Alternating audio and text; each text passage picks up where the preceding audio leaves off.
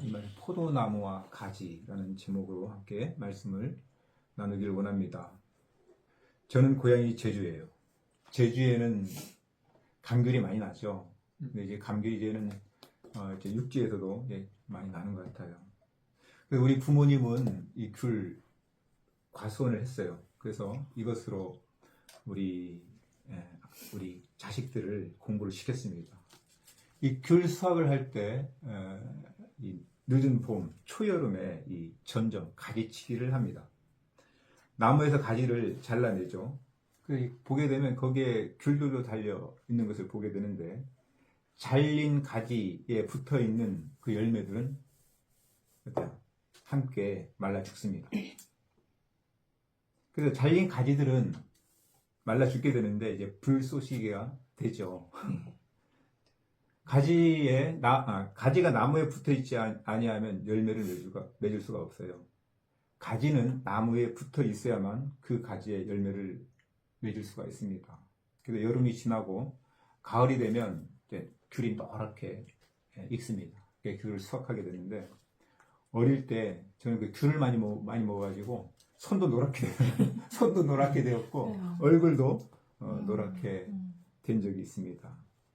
오늘 말씀은 우리가 잘 아는 포도나무 가지의 비유의 말씀이에요. 하나님은 농부가 되시고 예수님은 포도나무입니다. 그리고 우리는 뭐라고 합니까? 가지라고 합니다. 1절과 5절을 보게 되면 1절에 나는 참 포도나무요 내 아버지는 농부라. 5절을 보게 되면 나는 포도나무요 너희는 가지다 라고 말씀을 하죠. 이 포도나무 가지의 비유를 통해서 예수님과 우리와의 관계를 비유적으로 말씀해 주고 있습니다. 열매 맺는 가지와 열매 맺지 못하는 가지가 있다는 것을 말씀해 주고 있죠. 포도나무는 포도 열매를 맺어야 하는 것이 당연하죠. 다른 열매를 맺을 수 없어요. 그렇듯이 우리들 역시 열매 맺는 자가 되어야 한다는 것입니다.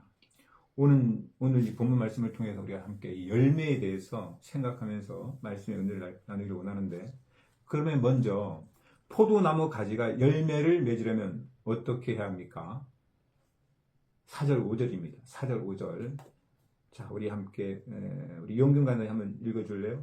내 안에 거하라. 내 안에 거하라. 나도 너희 안에 거하리라. 가지가 포도나무에 붙어있지 아니하면 스스로 열매를 맺을 수 없음 같이 너희도 내 안에 있지 아니하면 그러하리라. 나는 포도나무여 너희는 가지라. 그가 내 안에 내가 그 안에 거하면 사람이 열매를 많이 맺나니 나를 떠나서는 너희가 아무것도 할 수 없습니다. 아멘. 네. 제가 선교사에 했던 선교지 신장 위구르 그 자치구의 트루판이라는 그 도시 지역이 있습니다. 여기는 유명한 포도 재배지였어요. 일교차 굉장히 큽니다. 여름에는 낮 50도가 넘어요. 그래서 이 아스팔트에 계란을 까면 거의 그냥 후라이가 될 정도로 뜨겁습니다. 겨울에는 영하 20도까지 내려가요. 그래서 겨울에는 포도나무를 그 땅속에 묻습니다. 죽지 않기 위해서. 또한 이 사막성 기후라서 건조하고 비가 내리질 않아요. 거의 비가 없습니다. 그래서 이 천산산맥에서 녹은 물, 만년설이 있거든요. 여름이 되면 그 물이 천산산맥에 있는 그 눈들이 녹아서 이제 지하수로 흘러 들어오는 그 지하수를 이용해서 농사를 짓습니다. 그래서 그 위구르족이 수천 년 전에 그 지하수 공사를 했어요. 카얼징이라 그러는데 이 공사는 아주 대공사입니다. 그래서 이 만리장성과 버금가는 그런 대공사인데, 이곳에서 나는 포도는 정말로 당도가 높아요. 엄청 달아요. 이 포도나무가 열매를 맺으려면 가지가 나무에 붙어 있어야 합니다. 가지 스스로 열매를 맺을 수가 없죠. 가지의 역할은 뭡니까? 가지의 역할은 나무에 붙어 있는 거예요. 붙어 있으면 뿌리가 수액을 빨아서 영양분을 공급하죠. 그리고 남은 잎은 햇빛을 받아서 광합성 작용을 함으로 당도를 높여줍니다. 가지는 수액과 영양분을 나누는 통로의 역할을 하는 거죠.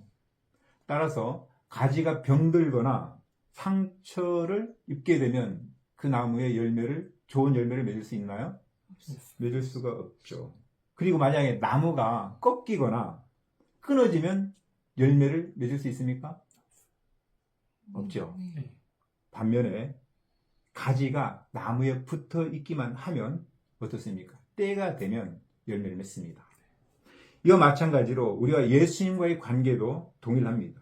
우리가 예수님께 붙어 있어야 된다는 것입니다. 즉 예수님이 내 안에, 내가 예수님 안에 거하는 관계예요. 주님과의 연합, 일치가 되는 삶을 사는 것입니다. 주님과의 동행인 것이죠. 이렇게 주님과 연합, 일체된 삶을 살고 있노라면 자연스럽게 열매를 맺게 된다는 진리입니다. 기억할 것은 내가 열매를 맺고 싶다고 열매를 맺을 수 있는 것이 아니에요. 열매를 맺는 그 주체가 내가 아니라는 거예요. 나의 노력이나 어떤 열심으로 열매를 맺을 수 없다는 거예요. 우리 주님께 붙어 있으면 됩니다. 그러면 주님의 인격을 닮아가고 성령의 열매를 맺어가게 된다는 겁니다. 그리고 영혼의 열매도 맺어가게 된다는 겁니다. 주님과 연합되고 성령 충만한 사람은 예수님의 증인이 됩니다. 아멘. 우리 사랑하는 우리 간사님들 열매 맺기를 원하세요? 아멘. 시원치 않아요. 열매 맺기 원하세요? 네. 그렇다면 포도나무 가지의 비유에서 우리가 가지인 것을 알아야 합니다.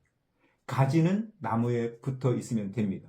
즉 포도나무이신 예수님께 붙어 있어야 한다는 것이죠. 다른 말로 예수님이 내 안에, 내가 예수님 안에 거하는 삶이에요. 이러한 삶을 살 때 주님의 뜻이 나의 뜻이 되고요. 주님의 생각이 나의 생각이 되어야 됩니다. 주님의 말씀이 내 안에 거해. 내가 주님 안에 거하게 됩니다. 이러한 삶을 사는 자가 기도하고 구하는 것은 오늘 본문에 보게 되면 이루어진다고 말씀합니다. 7절입니다. 너희가 내 안에 거하고 내 말이 너희 안에 거하면 무엇이든지 원하는 대로 구하라. 그리하면 이루리라. 아멘. 할렐루야. 아멘. 기도 응답의 비결입니다. 따라서 주님과 동행하는 삶을 사는 것이 중요하다는 말씀이에요. 그것은 하나님의 말씀을 가까이 하고 순종하는 삶을 말합니다. 예수님 충만, 예수 충만, 말씀 충만, 성령 충만한 삶을 사는 것이죠. 그럴 때 자연스럽게 열매를 맺어가게 된다는 말씀입니다. 열매는 두 가지로 볼 수 있어요. 그러니까 내적인 열매와 외적인 열매로 나눌 수 있습니다. 내적인 열매는 인격, 성령의 열매이죠. 성령의 9가지 열매입니다. 갈라디아서 5장 22절 23절에 보면 이 열매를 말씀하죠. 그죠? 사랑, 희락, 화평, 오래 참음, 자비, 양선, 충성, 온유, 절제. 할렐루야. 이런 열매가 우리의 인격 가운데 점점 주렁주렁 열리기를 소망합니다. 아멘. 그리고 외적으로 영혼, 사람의 열매를 맺게 된다는 거예요. 이렇게 열매 맺는 자는 하나님께 영광을 돌리게 되고 주님의 제자가 됨을 확증한다고 오늘 말씀합니다. 한번 돌아보기 바랍니다. 나는 어떤가? 내 자신은 어떻습니까? 이러한 열매를 맺고 있습니까?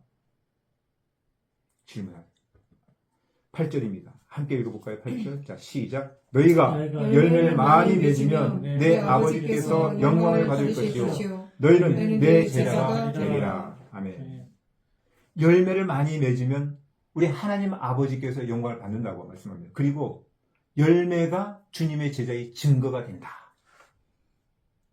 주님의 제자의 증거는 다른 것이 아니에요. 열매. 자, 우리 모두가 열매 맺는 주님의 제자들 다들 주님을 축복합니다. 아멘. 다음으로 우리가 좀 생각하기를 원하는 것은 포도나무 가지가 열매를 맺지 못하면 어떻게 된다고 말씀합니까? 2절, 6절이에요. 물은 내게 붙어 있어 열매를 맺지 아니하는 가지는 아버지께서 그것을 제거해 버리시고 무릇 열매를 맺는 가지는 더 열매를 맺게 하려 하여 그것을 깨끗하게 하시느니라. 6절. 사람이 내 안에 거하지 아니하면 가지처럼 밖에 버려져 마르나니 사람들이 그것을 모아다가 불에 던져 사르느니라. 가지가 열매를 맺지 못하게 되면 농부이신 아버지께서 그 가지를 제거해 버리고 그 가지들을 모아서 불에 던져진다고 말씀하고 있는 거예요. 열매를 맺지 못하는 가지는 쓸모가 없기 때문에 불을 피우는 땔감용이 된다는 것입니다. 이것은 우리들에게 경고예요. 아주 심각한 경고의 말씀입니다. 우리가 죄인이 구원받는 길은 예수님을 믿고 영접하는 것입니다. 에베소 2장 8, 9절에 이렇게 말씀합니다. 너희가 그 은혜를 인하여 믿음으로 말미암아 구원을 얻었나니 이것이 너희에게서 난 것이 아니요 하나님의 선물이라. 행위에서 난 것이 아니 이는 누구든지 자랑하지 못하게 하니라. 우리의 구원은 행위로 말미암지 않아요. 하나님의 은혜로 믿음을 통해서 구원을 받습니다. 그러므로 이 세상에 자신의 의로운 행위로 구원받을 자가 아무도 없어요. 불교든 이슬람교든 행위 구원입니다. 선한 일을 많이 하면 극락으로 간다. 착한 행실을 많이 하면 천당으로 간다. 행위 구원을 얘기하지만 행위로 구원받을 자가 아무도 없습니다. 왜냐하면 타락한 아담의 후손인 모든 사람은 죄를 범하여 하나님의 영광에 이를 수 없게 되어 있어요. 그런데 구원받은 하나님의 자녀는 반드시 그 증거로 열매로 나타난다는 것이죠. 즉 예수를 믿기 이전과 이후에 그 삶은 변화가 있다는 거예요. 거룩한 변화가 따라온다는 겁니다. 죄를 미하게 됩니다. 아멘. 아멘. 죄된 삶을 포기하게 됩니다. 하나님을 가까이 함으로 아까 우리가 찬양도 했지만 하나님을 가까이 함으로 거룩하신 하나님 그 성품에 참여하고 거룩함을 추구하게 돼요. 하나님의 말씀을 듣기를 기뻐하고 순종하는 삶을 살아갑니다. 주의 말씀은 진리이고 진리는 우리를 거룩히 하세요. 그래서 생각이 변하게 되고 삶의 태도가 변하게 되는 거죠. 주님을 닮아가는 거예요. 다른 말로 성화, 성수, 주님을 닮아가는 그런 모습으로 성화가 되갑니다. 주님의 장성한 분량까지 자라가기를 열망하고 범사에 전 인격적으로 예수님에 이르기까지 자라가기를 멈추지 않습니다. 할렐루야. 아멘. 그래서 우리의 성화, 이 거룩의 목표는 예수 그리스도 그 장성한 분량까지 자라는 거예요. 하나님 앞에 서는 그날까지 끊임없이 주님을 바라보고 그분을 따라가고 그분을 본받고 닮아가는 것, 이것이 우리의 성숙의 목표입니다. 멈출 수가 없는 거죠. 이런 변화가 있다라는 거죠. 이것이 구원받은 하나님의 자녀의 모습입니다. 왜냐하면 하나님의 자녀는 포도나무이신 예수님께 붙어있는 가지가 되기 때문에 그렇습니다. 주님과 연합된 삶을 살기 때문에 주님을 닮아가는 거예요. 인격의 열매를 맺어가고 영혼의 열매를 맺어가게 된다는 것이죠. 아멘. 그런데 어떤 사람이 교회를 다닙니다. 그렇지만 여전히 세상과 구별되지 못하고요. 이 죄된 삶을 계속 살고 있다면 이 사람이 진정 구원받은 하나님의 자녀라고 말할 수 있나요? 교회는 다니지만 여전히 자기의 욕심대로 욕망대로 살고 자기가 왕된 삶을 사는 사람, 이 사람이 진정으로 구원받은 사람이라고 말할 수 있을까요? 아니요. 없습니다. 장담할 수 없어요. 우리 주변에 이런 사람이 있지 않나요? 교회는 다니지만 이렇게 별로 변하지 않는 사람, 세상 사람과 구별되지 않고 여전히 죄를 가까이 하고 변화되지 않는 사람이 없나요? 썬데이 크리스찬, 주일은 교회를 다니지만 나머지 평일의 삶은 세상 사람과 구별되지 아니하는 이런 사람이 없습니까? 열매 없는 사람입니다. 마태복음 7장 16절에서 21절을 보게 되면 주님은 나무가 어떤 나무인지는 그 열매로 알 수 있다고 말합니다.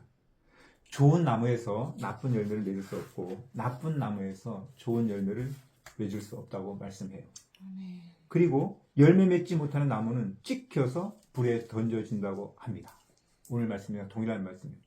주여 주여 하는 자마다 천국에 들어가는 것이 아니라 하나님의 뜻대로 행하는 자라야 천국에 들어갈 수 있다고 말씀합니다. 마태복음 7장 22절 23절에 이렇게 말씀합니다. 그날에 많은 사람이 나더러 이르되 주여 주여 우리가 주의 이름으로 선지자 노릇하며 주의 이름으로 귀신을 쫓아내며 주의 이름으로 많은 권능을 행하지 아니하였나이까 하리니 그때에 내가 그들에게 밝히 말하되 내가 너희를 도무지 알지 못하니 불법을 행하는 자들아 내게서 떠나가라. 하나님의 어떤 은사를 받았어요. 성령의 은사를 받았어요. 그래서 능력을 행합니다. 귀신을 내쫓습니다. 병을 고칩니다. 많은 능력을 행했어요. 그런데 어때요? 뭐라 그래요? 주님이 나 너 몰라. 불법을 행하는 자 나에게서 떠나가라 합니다. 이 사람의 특징이 뭡니까? 능력을 행했지만 그의 열매가 없는 것. 무슨 말씀인가요? 성령의 능력을 힘입어 주의 이름으로 선지한 노릇을 하고요. 귀신을 내어 쫓습니다. 병도 고치고 이적을 행합니다. 그럴지라도 이 사람이 그리스도인으로서 좋은 열매, 인격의 열매, 영혼의 열매를 맺지 않는다면 주님은 모른다고 말씀한다는 것. 경고죠. 특별히 이 은사 사역을 주로하는 사역자들에 대한 경고의 말씀이기도 합니다. 인격적으로 성숙하지 못하고 말씀을 삶으로 살아내지 못하는 은사 사역자는 위험하다는 겁니다. 능력은 행하는데 인격과 삶이 엉망인 은사 사역자들을 저 역시 보기 때문에, 저도 경험도 했고 그런 사람을 보기 때문에 그렇습니다. 이들을 보게 되면 겸손하지 못합니다. 교만한 모습을 봅니다. 때로는 하나님의 영광을 가로채는 경우도 있어요. 하나님께 영광을 돌리는 것이 아니라 자기가 그 영광을 받아버리는 거죠. 또한 이들은 현실을 무시하고 신비한 세계, 성령의 은사만을 쫓기도 합니다. 그래서 아주 치우치거나 때로는 이단으로 빠지는 경우도 보게 됩니다. 그러므로 우리의 구원의 증거는 은사가 아니라 열매로 나타난다는 사실을 기억하시기 바랍니다. 아멘. 그래서 나를 돌아보기를 원해요. 과연 나는 지금 계속해서 주님을 닮아가는 변화가 있는가의 질문입니다. 주님을 닮아가고 있는가? 나의 인격 가운데 성령의 열매가 맺어지고 있는가 살펴보아야 한다는 거예요. 내 자신을, 나를 부인하고 주님의 뜻에 순종하고 있는가? 나의 어떤 것을 주장하고 나의 어떤 욕심대로 사는 것이 아니라 나를 부인하고 주님의 뜻에 순종하는 삶을 살고 있는가 돌아보아야 한다는 것이죠. 또 나의 어떤 사역 가운데 영혼의 열매, 인격의 열매를 맺고 있는가 이렇게 질문을 해보아야 한다는 거예요. 나는 지금 세상 사람들이 가는 어떤 넓은 길이 아니라 좁은 길, 십자가의 길, 사명자의 길을 가고 있는지 돌아봐야 한다는 겁니다. 어떠세요? 우리 간사님들 제대로 가고 있나요? 네. 네? 제대로 가고 있어요? 네. 할렐루야. 아멘. 네, 말씀을 정리합니다. 내가 주님 안에 거하고 주의 말씀 내 안에 거할 때, 즉 내가 주님께 붙어 있으면 점점 주님의 생각이 내 생각이 되어갑니다. 아멘. 그리고 주님의 뜻이 나의 뜻이 되어가요. 아멘. 자기를 주장하지 않아요. 왜? 주님의 뜻이, 주님의 생각이 나를 주장하기 때문에, 어떤 주님의 말씀이 나를 이끌기 때문에, 주의 성령이 나를 인도하시기 때문에, 주의 성령이 내 안에 내주하기 때문에, 예수님이 내 안에 거하기 때문에. 아멘. 아멘. 내가 예수님 안에 거하기 때문에 나를 주장하고 나의 뜻을 그렇게 주장하지 않아요. 아멘. 점점 그렇게 되는 거예요. 그럴 때 네. 우리가 구하고 기도하는 것은 응답받게 된다고 말씀합니다. 할렐루야. 아멘. 왜 그렇습니까? 내가 구하는 것은 나의 뜻이 아니라 이 주님의 뜻을 구하는 것이고, 나의 소원이 아니라 주님의 소원을 구하기 때문에 아멘. 주님께서 응답하신다는 거예요. 아멘. 아멘. 비밀이죠. 아멘. 또한 주님은 이런 사람에게 주님의 열매를 맺게 한다고 말씀합니다. 그 결과 이 사람은 하나님께 영광을 돌릴 뿐만 아니라 주님의 제자로 인정받게 된다고 말씀합니다. 이 사랑하는 간사님들, 우리 모두가 주님께 붙어있는 자들이 다 되어서 열매 맺는 주의 제자들 다 되시기 바랍니다. 아멘. 그래서 우리 인생을 통해서 주님께 영광 돌리는 하나님의 사람들이 다 되기를 주의 이름으로 축복합니다. 아멘. 아멘. 우리 한번 기도합시다. 이 말씀을 근래 묵상했던